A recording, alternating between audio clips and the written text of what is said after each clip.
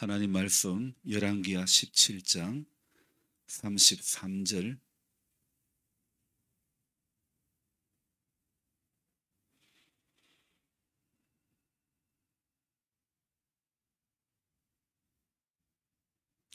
자, 그 조금 앞에서부터 볼게요.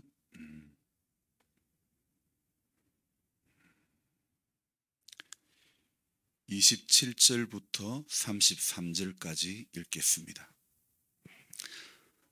27절입니다. 아수르 왕이 명령하여 이르되 너희는 그곳에서 사로잡아 온 제사장 한 사람을 그곳으로 데려가되 그가 그곳에 가서 거주하며 그 땅 신의 법을 우리에게 가르치게 하라 하니, 이에 사마리아에서 사로잡혀간 제사장 중 한 사람이 와서 베델에 살며 백성에게 어떻게 여호와 경외할지를 가르쳤더라. 그러나 각 민족이 각기 자기의 신상들을 만들어 사마리아 사람이 지은 여러 산당들에 두되 각 민족이 자기들이 거주한 성읍에서 그렇게 하여 바벨론 사람들은 숫꽃 버노스를 만들었고 굿 사람들은 네르가를 만들었고 하마 사람들은 아시마를 만들었고 아와 사람들은 니파스와 다르닥을 만들었고 서발와인 사람들은 그 자녀를 불살라 그들의 신 아드람 멜렉과 아남 멜렉에게 드렸으며, 그들이 또 여호와를 경외하여 자기 중에서 사람을 산당의 제사장으로 택하며 그 산당들에서 자기를 위하여 제사를 드리게 하니라. 이와 같이 그들이 여호와도 경외하고 또한 어디서부터 옮겨왔던지 그 민족의 풍속대로 자기의 신들도 섬겼더라. 아멘. 오늘 새벽에 또 하나님께서 우리를 깨워주시고 또 이 자리에 나올 수 있게 된 것이 감사하고, 매번 예배의 자리에 서는 것이 기적이고 은혜인 줄 믿습니다. 저는 고질적인 질병이 있죠. 원치 않는 허리 수술을 2번 하는 관계로 매번 이렇게 고질적인 질병이 이렇게 도지기도 하는데, 또 이렇게 좀 시작이 되었습니다. 가볍게 끝이 났으면 하는 그런 바람입니다. 그런데 얼마나 또 갈지, 항상 겪는 일이지만은 조심한다고 안 아프고 무리한다고 더 아픈 것도 아닌 것 같습니다. 언제든 아플 수 있고 언제든 나았다는 사실이라는 겁니다. 그리고 또 생각해 보면 아픈 날보다 안 아픈 날이 훨씬 더 많았다는 것입니다. 여러분, 누구나 살면서 아프고 누구나 살면서 힘들고 누구나 살면서 답답하고 외롭고 또 이렇게 신경 쓰는 문제가 한두 가지가 아니지 않습니까? 근데 매일 우리가 그렇다면 우리는 견딜 수가 없을 것입니다.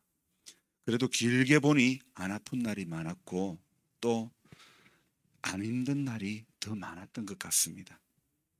통증이 시작되면 너무너무 힘이 들지만은 그래도 지금까지 단 한 번도 안 낫고 계속해서 아프지는 않았다는 겁니다.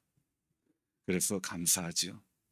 그래서 안 아픈 날을 기대하면서 하루하루를 살아가는 거 아닙니까?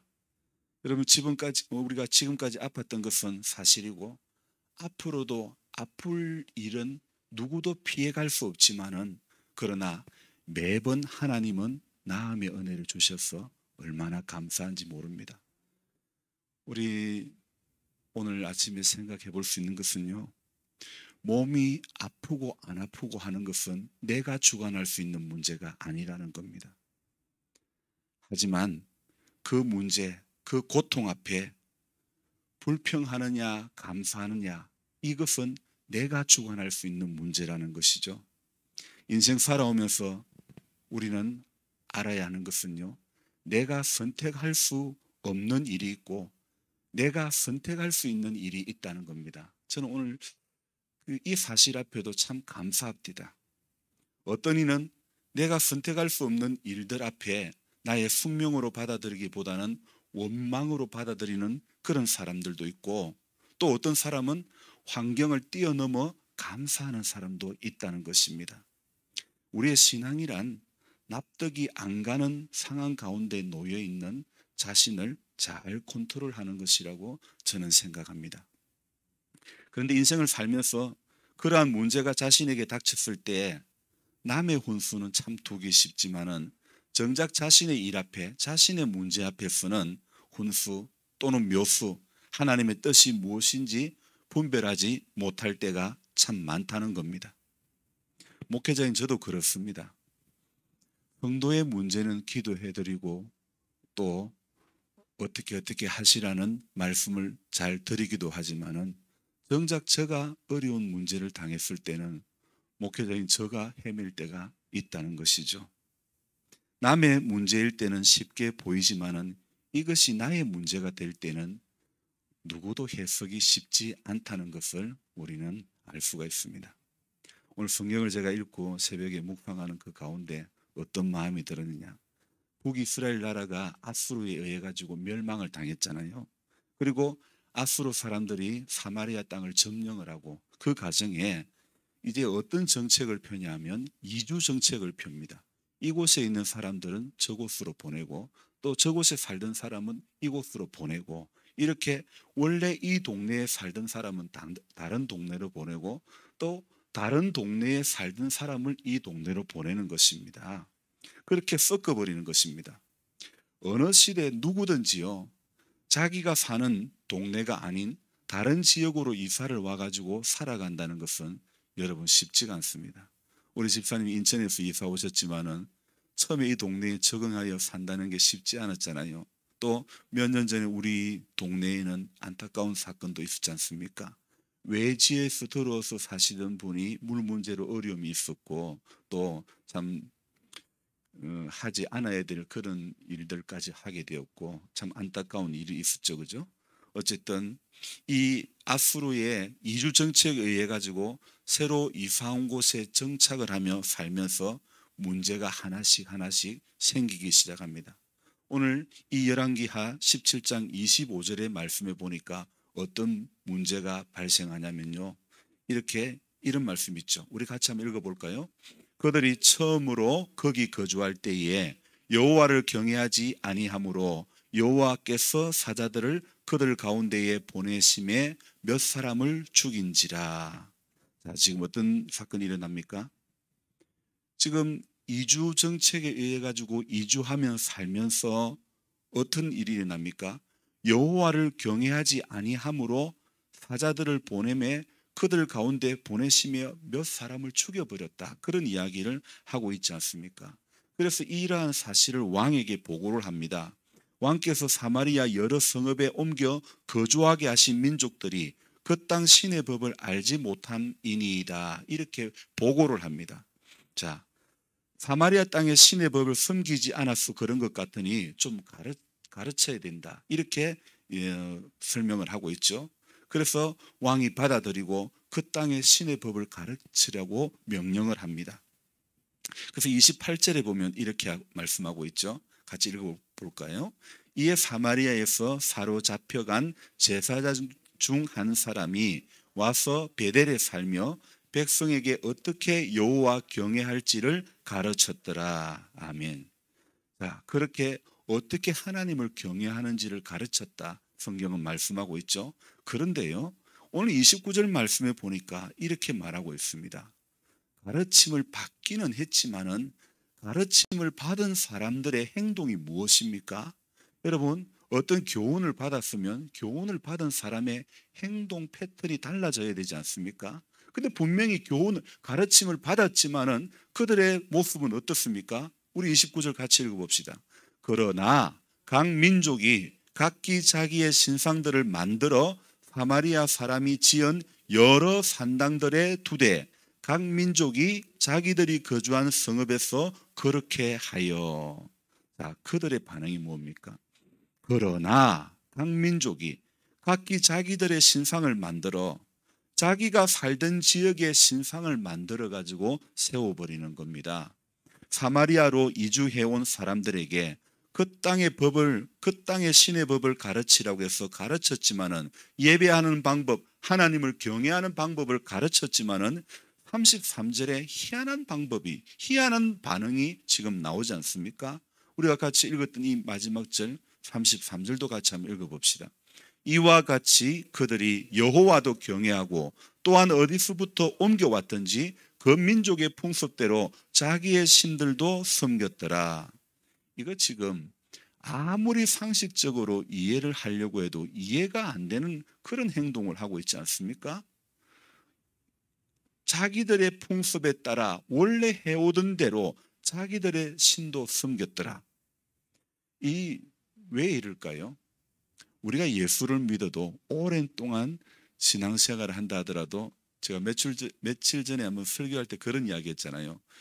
나는 아무리 목사가 돼도 못은 아무 때나 받고 하지만은 숫자 4에는 읽기 완료 4번을 올리기가 싫더라, 그런 이야기 했잖아요.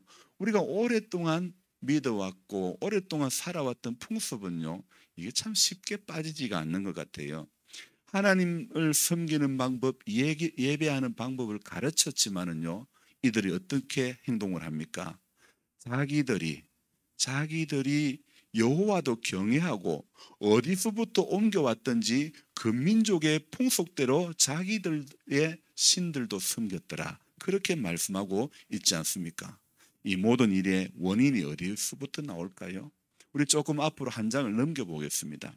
이 오늘 17장 6절부터 11절에 보면 그 말씀이 쭉 나오는데, 원인이 어디 나오냐면 7절 말씀에 보면 이런 말씀이 있습니다. 자기들을 구원해 주신 하나님께 죄를 지었기 때문에 지금 나라가 아수르로부터 완전히 그렇게 멸망당하고 말았지 않습니까? 근데 자기들을 구원해 주신 하나님께 죄를 지었기 때문에 일어난 것인데, 곧 다른 신을 경외한 문제 때문에 일어난 것인데, 오늘 8절에 뭐라고 되어 있습니까? 하나님께서 이스라엘 백성들 앞에서 쫓아내신 나라들의 관습과 이스라엘 여러 왕이 세운 율례를 행하였습니다. 자, 이주 정책에 따라 이사가고 이사오고 하는 그 과정에서 안 믿던 사람들은 하나님을 경외하는 것을 배웠으나, 자기가 섬기던 우상을 기초로 해서 하나님을 예배하고 제사를 하지요. 그리고 원래 하나님을 경외하던 사람들은요, 하나님을 원래부터 섬기던 사람들은 살면서 여러 가지 문제가 자신을 옥죄고 또 자기 뜻대로 안 되니까 이방신을 섬기는 것에 귀를 기울이는 그런 모습을 지금 보이고 있는 것입니다. 또 오늘 열왕기하 17장에서 이야기하고 있는 것이 무엇이냐? 한마디로 말한다면 이러면 나라가 망한다는 겁니다. 이러면 성도가 망한다는 것입니다. 열왕기하 17장 오늘 우리 여러분들이 집에 가셔서 한번 꼭 읽어보시기 바랍니다. 너무 중요한 말씀이에요. 이러면 너네들 망한다, 이러면 너희 나라는 망한다는 거 가르치고 있는 것입니다. 근데 본문에 나오는 이 사람들의 이야기가요, 저는 오늘 성경을 읽으면서 본문에 나오는 이 사람들의 이야기가 지금 아수르에 의해서 나라가 멸망하고 아수르의 정책에 의해 가지고 백성들이 이주해 가지고 남의 동네에 가서 살던 그들만의, 이 열왕기하 17장에 나오는 이 사람들만의 문제가 아니라는 겁니다. 우리 모두, 오늘 저와 여러분들, 오늘 이 자리에 나와서 예배를 드리고 있는 우리 모두에게도 똑같은 문제가 이렇게 적용이 되고 있는 것 같습니다. 여러분, 교회에 와서 예배 드리는 것이 하나님을 섬기는 것이라고 이렇게 해서 예배를 드리지만은, 예배 드리고 밖에 나가면, 오늘도 예배당 문을 열고 나가면 여전히 자기 마음대로 생활하고 많은 그런 모습이 우리 안에 없습니까? 목사인 저 안에도 그럴 때가 종종 있습니다. 오늘 우리가 고백했던, 그 찬송 드렸던 신앙 고백이라는 그 곡 가운데도 내용이 나와 있지 않습니까? 우리가 오늘 살아가면서 예배는 드리고 기도는 하지만은 예배당 문을 열고 나갈 때는 여전히 내 생각, 내 경험, 내 뜻이 그대로 살아가기가 쉽다는 거 아닙니까? 결국 열왕기하 17장의 이 말씀은요, 아수르에 의해 가지고 나라가 멸망당한 북이스라엘 사람들, 이주 정책에 의해 가지고 정치적인 혼선을 빚고 있는 그들만의 문제가 아니라는 것을 우리는 알 수가 있습니다. 나 역시, 오늘 우리 역시 지금 현재도 이 문제를 여전히 안고 있다는 것이 바로 우리들의 문제라는 것이죠. 성경 속에 나오는 안타까운 이야기는요, 사실 그들만의 이야기는 절대 아닙니다. 성경에 나오는 실수와 안타까운 이야기 이거요, 성경에 나오는 인물들에게만 해당되는 일이 아니라는 겁니다. 그 속에, 그 사건의 중심에 오늘 내가 들어 있을 수 있다는 것이죠.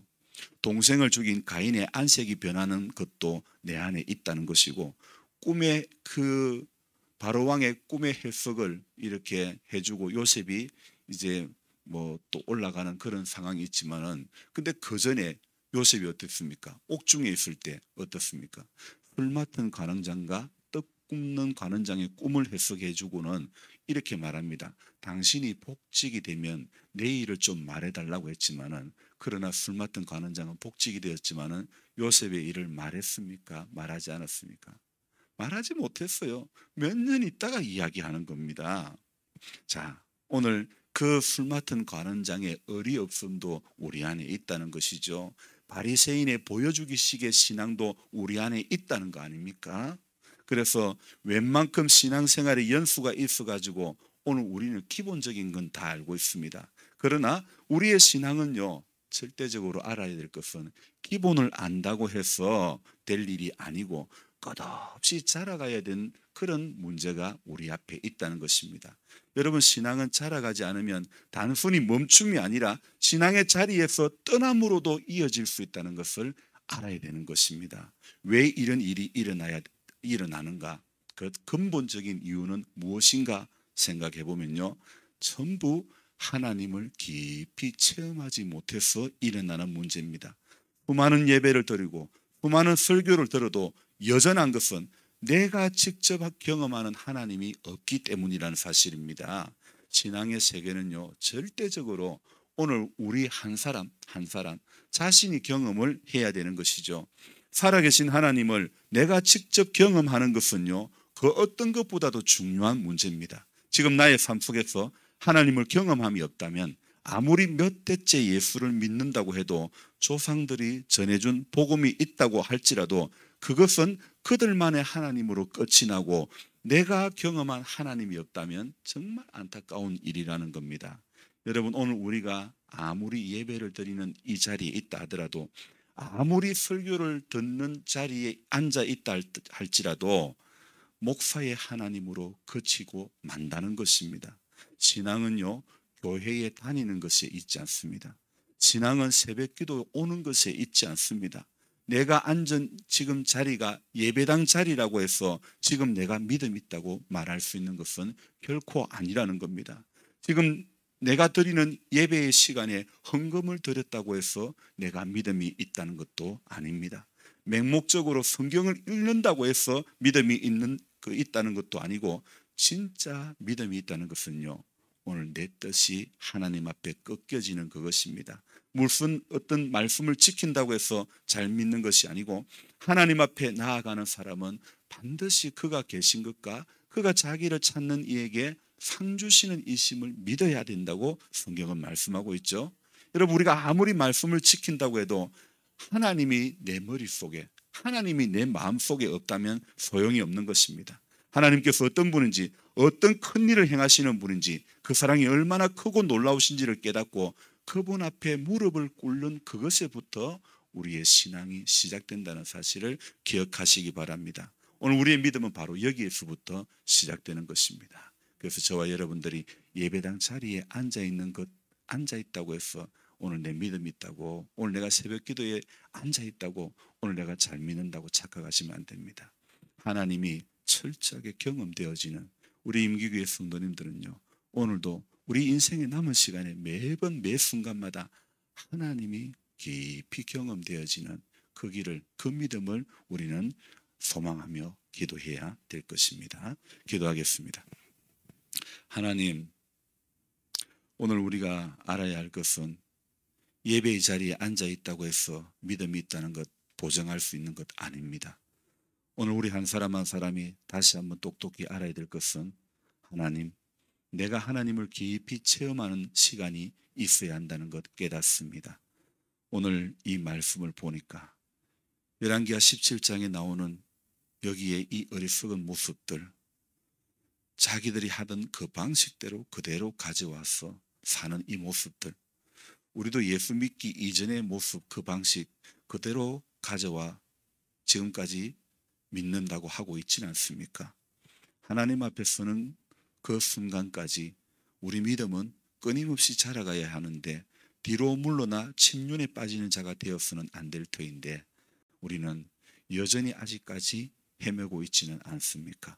주님 앞에 설 날이 더 가까운데 금보다 귀한 믿음을 사모하며 준비하는 우리들 되어야 될 터인데 오늘도 깨어 있다는 것이 왜 이렇게 쉽지가 않고 하나님 앞에 믿음으로 살아낸다는 것이 왜 이렇게 힘이 든지 모르겠습니다. 그러나 우리 연약함에도 우리 잘 안됨에도 끊임없이 말씀 앞에 엎드릴 줄 아는, 부복하여 엎드릴 줄 아는 우리들 되어지게 해 주옵소서. 주님 말씀을 또 우리가 받고 하루를 살아갑니다.